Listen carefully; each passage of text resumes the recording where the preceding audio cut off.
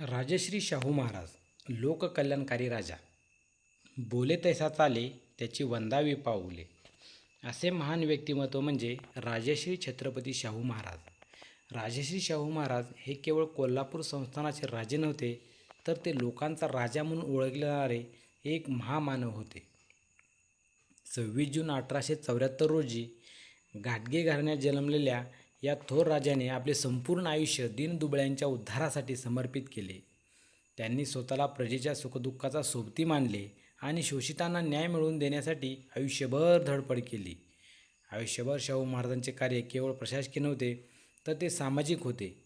2 April 1894 रोजी राज्याचा कारभार हाती घेतल्यावर त्यांनी जाहीरनामा काढून प्रजेच्या सुखाची आणि समृद्धीची उत्कट इच्छा व्यक्त केली.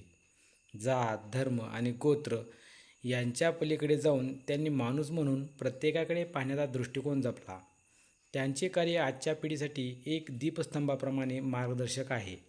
त्यांच्या जीवनातील अनेक छोटे मोठे प्रसंगातून त्यांची थोरवी दिसून येते.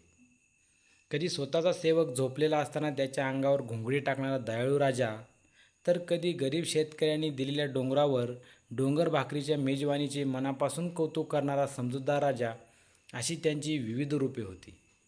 कुस्तीची त्यांना विशेष आवड होती. त्यामुळेच कोल्हापूरला त्यांनी कुस्तीचे माहेरघर बनवले.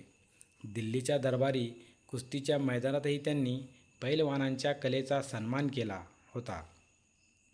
शाहू महाराज हे अतिशय कडक प्रशासकही होते. त्यांनी शिक्षण प्रसारासाठी विशेष प्रयत्न केले. त्यांनी मुलामुलींसाठी मोफत शिक्षण सुरू केले. प्राथमिक शिक्षणाच्या प्रसारासाठी त्यांनी वसतिगृहे उभारली. कथनी आणि करणीतील एकवाक्यतेचा एक प्रेरक प्रसंग. छत्रपती शाहू महाराजांच्या कथनी आणि करणीमध्ये एकवाक्यता होती, हे त्यांच्या पुढील एका प्रसंगावरून दिसून येते. शाहू महाराज एकदा शिकारीत गेले होते. जंगलात काही मांग व बेरड जातीचे गुन्हेगार लोक राहत होते. दुपारची वेळ होती. महाराज थकून एका झाडाखाली बसले होते. कॅम्पवर जेवणाची सोय होती, पण कॅम्प फार दूर होता.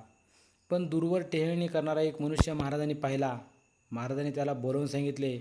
त्या वस्तीतल्या शिवा बेरडाला म्हणावं, शाहू महाराज तुला बोलावतात. शिवा बेरड धावतच आला व महाराजांची आज्ञा म्हणून हात जोडून उभा राहिला. महाराज म्हणाले, शिव्या, फार भूक लागली या. भाकरी कोरड्यात असेल तर आण जा. जी जी म्हणत मग तो जे घरी मिळेल ते अन्न घेऊन आला. महाराजांच्या पुढे अन्नाचा ढीग लागला. महाराजांनी सर्व शिकाऱ्यांना खेळताना बोलावले.